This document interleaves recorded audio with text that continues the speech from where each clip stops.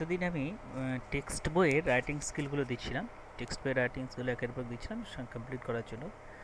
আজকে আমি এরপর এক একটা রাইটিং স্কিলের মানে কি স্কিল কীভাবে যে স্কিলগুলো মানে দক্ষতাগুলো রপ্ত করা যায় এই নিয়ে আমি আলোচনা করবো। যেমন প্রথমে আজকে আমি প্যারাগ্রাফ রাইটিং নিয়ে বলবো। প্যারাগ্রাফ রাইটিং কী জিনিস, প্যারাগ্রাফ রাইটিং লিখতে গেলে কোন কোন জিনিসগুলোকে গুরুত্ব দেওয়া উচিত, হ্যাঁ সেগুলোকে বলে, সেই জিনিসগুলো একটু ডিসকাস করবো। প্রথমে বলি প্যারাগ্রাফ রাইটিং। প্যারাগ্রাফ জিনিসটা কি না, প্যারাগ্রাফ ওটা হচ্ছে শর্ট কম্পোজিশন। তো paragraph is a small part of composition. Paragraph means a number of sentences dealing with one topic arranged in a sequence.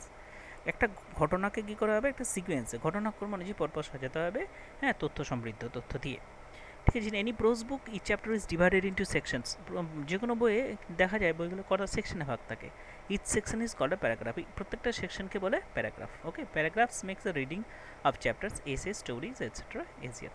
এই প্যারাগ্রাফে ভাগ করা থাকলে কী হয়, আমাদের একটা ধারণা পাওয়া যায়, মানে এই জিনিসটার উপর এটা আলোচনা করা হলো, এটা আলোচনা করা এরকমভাবে। The beginning of a new paragraph marks A change of the topic of or an idea. একটা প্যারাগ্রাফ যখন শুরু হচ্ছে তখন একটা কী হয়, টপিকটার উপর একটা মানে একটা হ্যাঁ, যে চেঞ্জ হতে চাইছে, নতুন একটা টপিক আলোচনা করতে চাইছে, এইরকম একটা ধারণা জন্মায়।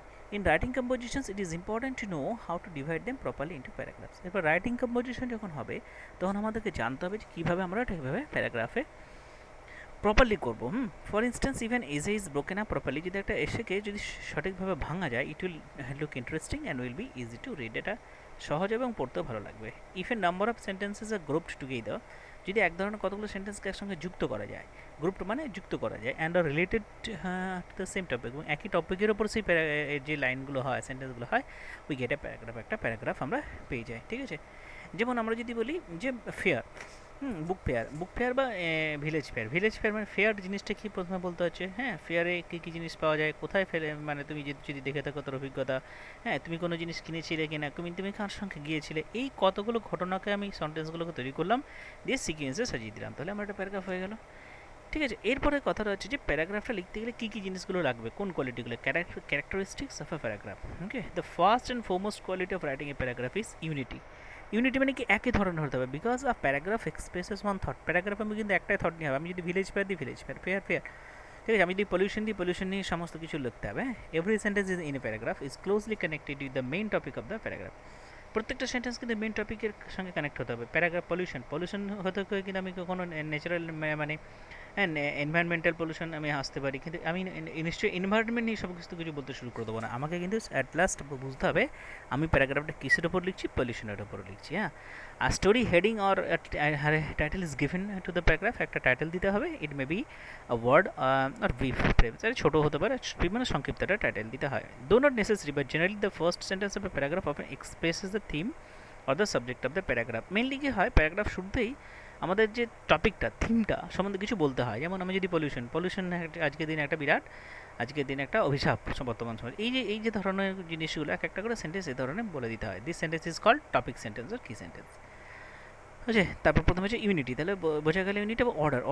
Order is the second characteristic of a paragraph, মানে সাজাতে হবে। হ্যাঁ, events must be connected in order of their occurrence, যে ঘটনাগুলো ঘটছে ঘটনা ক্রমে সাজাতে হবে পরপর। হ্যাঁ, কীরকমভাবে, all ideas should be connected. আমি বলছি না কোনো ইনসিডেন্টের সম্বন্ধে বলা হচ্ছে, আইডিয়াগুলো, থটগুলোকে যেন একটার সঙ্গে একটা কানেক্টেড হয় উইথ দ্য লিডিং আইডিয়া, এবং একটা লিডিং আইডিয়া থাকবে arranged according to the importance, এবং গুরুত্ব অনুযায়ী সেগুলোকে সাজাতে হবে। হ্যাঁ, irrelevant idea should not be included. আর যে আইডিয়া ইরিলেভেন্ট বা যদি সেগুলো অপ্রাসঙ্গিক যদি কিছু হয়ে থাকে সেগুলোকে ইনক্লুড করা যাবে না। The first sentence should be topic sentence and should arouse the interest of the reader. প্রথম সেন্টেন্সটি কিন্তু এমন হতে হবে যেন একটু পাঠকদের দৃষ্টি আকর্ষণ করে। লাস্ট সেন্টেন্স শুড স্যাটিসফাই ইট, মানে লাস্ট সেন্টেন্সটা কনক্লুশন টানতে হবে। এরপর আছে ভ্যারাইটিটা কি, variety is the soul of a good paragraph. প্যারাগ্রাফের মেইন জিনিস হচ্ছে ভ্যারাইটি মানে কী ধরনের হবে, all types of sentences short or long with different structure should be included a good paragraph. একটা কথা হচ্ছে, সেন্টেন্সের মধ্যে আমরা গ্রামার কেন শিখি, যে বিভিন্ন ধরনের সেন্টেন্স হতে হবে, সেখানে একটা সিম্পল সেন্টেন্স, সবগুলো সিম্পল সেন্টেন্স লিখে দিলাম, হ্যাঁ, তো হবে না। সেন্টেন্সে বিভিন্ন ভ্যারাইটি হতে হবে, বিভিন্ন ওয়ার্ডের নতুন নতুন ওয়ার্ড আনতে হবে, ফ্রেজ আনতে হবে, ইডিয়ামস পর্যন্ত প্রয়োগ করতে হবে, দিয়ে সেন্টেন্সটাকে, প্যারাগ্রাফটাকে ইন্টারেস্টিং করতে হবে। হ্যাঁ, the length of the paragraph, তারপরে আসছি length of the paragraph depends upon the limit of prescribed in the examination. যেমন বলা হবে, যতটা যদি বলা হয় 50 ওয়ার্ডসের মতো, লোক যদি 70 ওয়ার্ডসের মধ্যে যেটুকু বলা হবে সেভাবে করতে হবে। ঠিক আছে, generally it should be neither too lengthy not too short. এটা খুব বড় হওয়া উচিত নয়, ছোট হওয়া উচিত নয়। How to keep the length of the paragraph justified irrelevant thoughts ও points should not be incorporated in it. কোনো অপ্রাসঙ্গিক তথ্যকে দেওয়া যেতে পারে না। হ্যাঁ, তারপর 5 নম্বর আসছে topic sentence and concluding sentence. এটা হচ্ছে concluding. The first sentence of a good paragraph should indicate the idea of the theme, which is called the topic sentence. প্রথম সেন্টেন্সটা যেন আইডিয়া দেয় যে বিষয়বস্তুর উপরে বলছি হতে হবে, and the other sentence should explain the paragraph, এবং অন্য সেন্টেন্সগুলো প্যারাগ্রাফ সম্বন্ধে বলবে।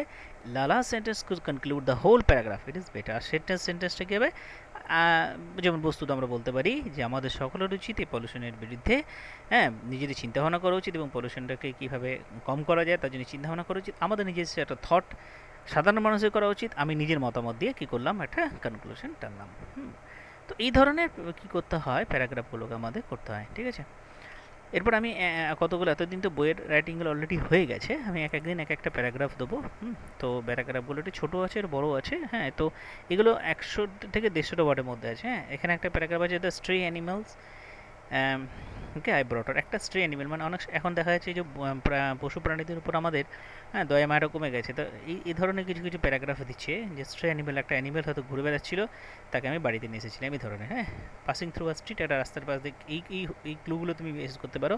Passing through a street, so a group of boys teasing a puppy, আমি দেখলাম একদল ছেলে একটা কুকুর বাচ্চাকে টিজ করছে। গেভ আ হার্স স্কল্ডিন, আমি তাকে বকাঝকা করলাম। তারা পালিয়ে গেল, পালিয়ে গেল। And eye of the puppy was bruised. হ্যাঁ, এটা চোখে একটু আঘাত ছিল। টুক ইট অ্যালং হোম, আমি ওকে বাড়িতে নিয়ে এলাম। মাদার অবজেক্টেড, মা কিন্তু অবজেক্ট করলো, বাড়িতে নিয়ে আসলে কিন্তু মাটা অবজেক্ট করেছে। টু দ্য ভেট, আবার ফেলে বললো নিয়ে চলে, ভেটে দিয়ে আসো। লেটার সি কনসেন্টেড, হ্যাঁ, বললেন যে নিয়ে চলে আসো, ওকে ছেড়ে দিয়ে চলে আসো যেখানে নিয়ে এসেছিলে, কিন্তু শেষে তিনি বললেন যে না থাক। ঠিক আছে, এই হচ্ছে একটা প্যারাগ্রাফ। এই ধরনের প্যারাগ্রাফ হলে আমি কী টাইটেল দেবো? তাহলে প্রথমে বোঝা যাচ্ছে যে স্ট্রে অ্যানিমেল আই ব্রট হোম, গল্পটা মানে ব্যাপারটা কী নিয়ে, যে আমি একটা অ্যানিমালকে নিয়ে এসেছিলাম তাই নিয়ে। ঠিক আছে, সেটা আবার টাইটেল দেওয়া হলো। তাহলে one day I was passing through street, এখানে কিন্তু শুরুটা কি হচ্ছে পাসিং থ্রু স্ট্রিট, কে যাচ্ছিল, সাবজেক্ট নেই কিন্তু এখানে। তাহলে কার সম্বন্ধে বলতে হবে, যেহেতু আমি বলছি আমি একদিন আসছিলাম। আর টেন্সটা কি, passing continuous, past continuous tense use করা হয়েছে। I was passing through a street when I saw a group of boys teasing a little puppy, আমি দেখলাম একদল ছেলে কী করছে, একটা এই যে একই সেন্টেন্স, হ্যাঁ, saw a group of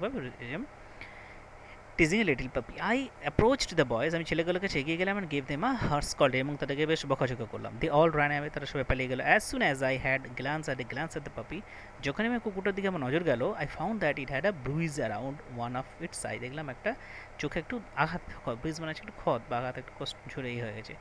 at the moment, সেই মুহূর্তে, I realise that the little puppy needed first aid, যে কুকুরটাকে এখন কী দরকার, ফার্স্ট এড দরকার, শেল্টার অ্যান্ড প্রপার ওয়ান, তার শেল্টার দরকার এবং প্রপার কেয়ার দরকার। আই ব্রট ইট হোম, আমি বাড়িতে নিয়ে এলাম এটাকে। Initially my mother was little annoyed at me, প্রথম দিকে আমার মায়ের উপর রেগে গেলেন।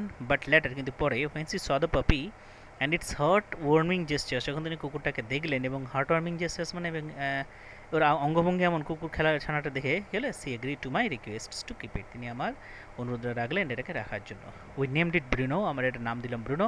দেন I took him to the vet who treated his eyes, তারপরে একটা ভেটে নিয়ে গেলাম, যেটা, হ্যাঁ, যেখানে ভেটেরিনারি, এটা টু দ্য ভেট মানে যে ভেটেরিনারি সার্জন, হ্যাঁ, ভেটেরিনারি সার্জন মানে যে যারা কুকুরের বা গরু কুকুর দেখাশোনা করে তাদেরকে নিয়ে গেলাম।